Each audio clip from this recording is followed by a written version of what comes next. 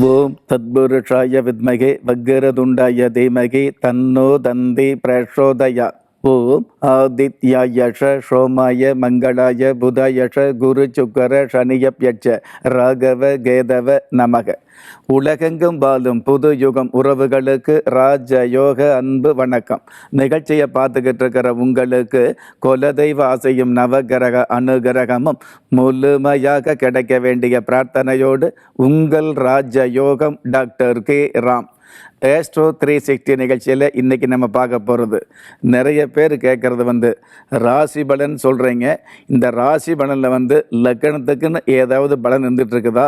லக்கணம் அப்படிங்கிறது ஜாதகத்தில் எந்த அளவுக்கு முக்கியம் அப்படிங்கிற சிறப்பு, அதே மாதிரி லக்கணத்துக்கு உண்டான சிறப்பு சம்மந்தப்பட்ட விஷயங்களை நிறைய பேர் கேட்டிருக்கீங்க. பொதுவாகவே ராசி பலன் அப்படிங்கிறது ராசியை மையமாக வைத்து ராசிக்கு எத்தனாவது இடத்துல சந்திர பகவான் இருக்கிறாரோ அதற்கு தகுந்த மாதிரி அந்த ராசிக்கு அந்த நாளில் அந்தந்த பலன் நடக்கும் அப்படிங்கிறத கணித்து சொல்ல முடியும். அதுவே லக்னம் அப்படிங்கிறது உங்களுடைய சொந்த ஜாதகம். அதாவது உங்களுடைய ஜாதகத்தில் நீங்கள் எந்த லக்கணத்தை சேர்ந்தவராக இருந்துகிட்டு இருக்கிறீங்களோ அந்த லக்கணத்துக்கு எத்தனை இடத்துல எந்தெந்த கிரகங்கள் இருந்துகிட்டு இருக்குதோ அதுக்கு தகுந்த மாதிரி தான் உங்களுடைய சொந்த வாழ்க்கை நல்ல வாழ்க்கை அமையும் அப்படிங்கிறது நாசூக்கான விதியாகவே இருந்துகிட்டு இருக்குது. அந்த வகையில் இந்த லக்னம் அப்படிங்கிறது ஒருவருக்கு லக்னம் அப்படிங்கிறது இருக்கிற 12 கட்டங்களில் பார்த்தீங்கன்னா ஜாதகம் பார்க்கும்போது முதலாக லக்னம் அப்படிங்கிறது முதல் பாவமாக சொல்லப்பட்டிருக்குது. முதல் பாவமாக சொல்லப்பட்டுள்ள இந்த லக்னத்தை வச்சு எடுத்துக்கிட்டீங்க அப்படின்னா அந்த ஜாதகர் எந்த உயரத்தில் இருப்பார், எந்த மாதிரியான பழக்க வழக்கங்களுக்கு இருந்துகிட்டு இருப்பார், எந்த மாதிரியான குணநலன் இருந்துகிட்டு இருக்கும், அவருடைய நிறம் சிவப்பா கருப்பா இந்த மாதிரியான விஷயங்களை அல்லது மாநிறமா இந்த மாதிரியான விஷயங்களை கணிக்கக்கூடிய இடமாக இந்த லக்னம் அப்படின்னு இருந்துட்டு இருக்குது. பொதுவாக ஒரு மனுஷாளுக்கு சிரசு அப்படிங்கிற தலை மிக மிக முக்கியமாக இருந்துட்டு இருக்கும். அந்த மாதிரி ஜாதகத்தில் நீங்கள் எந்த கட்டத்தை எடுத்து எந்த பலன் சொல்ல ஆரம்பித்தாலும் இந்த லக்னத்தை மிக மிக நாசுக்காக கணிச்சா தான் நல்ல பலனை சொல்ல முடியும் அப்படிங்கிறது, அதுவும் உள்ளது உள்ளபடி சொல்ல முடியும் அப்படிங்கிறது பொதுவான விதி. அந்த வகையில் லக்னம் அல்லது லக்னத்தில் எந்த கிரகம் இருந்துகிட்டு இருக்குது அல்லது லக்னம் அப்படிங்கிறது எந்த ராசி கட்டம் உங்களுக்கு லக்னம் அமையுது, இந்த மாதிரி விஷயங்களை பொறுத்து உங்களுக்கு அமையக்கூடிய பெற்றோர் சம்பந்தப்பட்ட விஷயங்களை கூட நல்ல விதமாக தெரிஞ்சுக்கக்கூடிய அமைப்பு இந்த லக்னத்தில் இருந்துகிட்டு இருக்குது.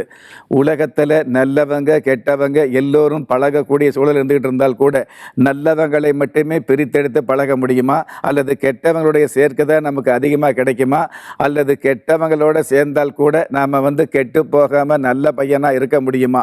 இந்த மாதிரியான விஷயங்களை எல்லாம் திடமாக தீர்க்கமாக சொல்லக்கூடிய இடமாக இந்த லக்னம் அப்படின்னு அமையுது.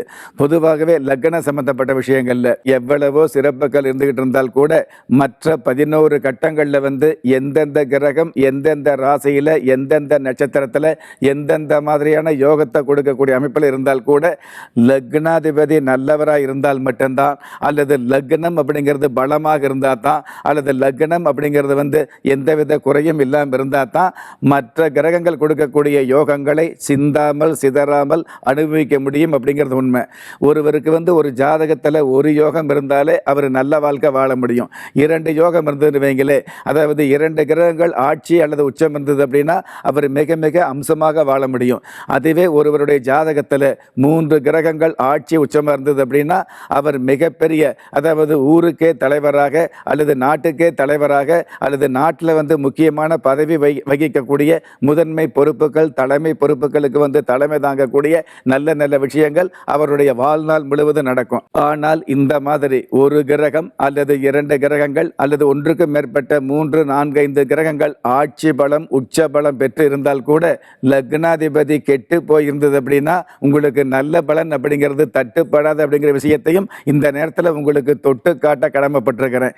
எது எப்படி இருந்தாலும், அதாவது லக்னம் சம்பந்தப்பட்ட விஷயங்கள்ல இந்த மாதிரியான பலாபலன் அப்படிங்கிறத விட அடுத்து வரக்கூடிய அதாவது 1, 2ஆம் பாவம் 3ஆம் பாவம் சம்பந்தப்பட்ட விஷயங்கள் ஒரு ஜாதகத்தில் எந்தெந்த விஷயத்தை எந்தெந்த அம்சத்தை ஆழமாக சொல்லுது அப்படிங்கிற விஷயத்தை அடுத்து வரக்கூடிய நிகழ்ச்சியில் தொடர்ந்து பார்க்கலாம்.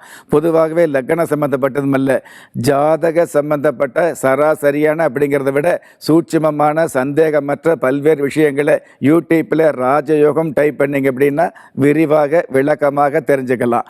எது எப்படி இருந்தாலும் ஒரு மனுஷால யாரு கைவிட்டாலும் ஆன்மீகம் கைவிடாது என்ற அனுபவ உண்மையோடு அண்ட நிழலும் இல்லை ஆதரிப்பார் யாரும் இல்லை என்ற நிலையில் உள்ளவர்களை குலதெய்வம் கைவிடுவதில்லை என்ற என்னுடைய ஆழமான ஆன்மீகத்தையும் பதிவு செய்து அகில உலகத்தில் உள்ள அத்துண தெய்வங்களின் அனுகிரகமும் ஈரேல் உலகத்தில் உள்ள எல்லா சக்திகளின் ஒட்டுமொத்த ஆசீர்வாதங்களும் உலக மக்கள் அனைவருக்குமே கிடைக்க வேண்டிய பிரார்த்தனையோடும் வாழ்த்துக்களோடும் உங்கள் ராஜ யோகம் டாக்டர் கே ராம். நீங்கள் எந்த தேதியில், ராசியில், நட்சத்திரத்தில், லக்னத்தில் பிறந்தவராக இருந்தாலும், ஏன் எந்த மதத்தை சார்ந்தவராக இருந்தாலும், நல்ல நேரமும் நன்மையான காலமும் ஜாதகத்தில் இருப்பது சத்தியமான உண்மை. ஆம், உங்கள் கருவிலேயே நிர்ணயிக்கப்பட்ட யோக பலன்களை வாரி வழங்கும் வம்சாவழி தெய்வமாகிய குலதெய்வ அருளையும் கஷ்டகாலங்களை போக்கும் இஷ்ட தெய்வ அனுக்கிரகத்தையும் நாளும் பொழுதும் நன்மையோடு வழங்கும் குலதெய்வ விருட்சம்.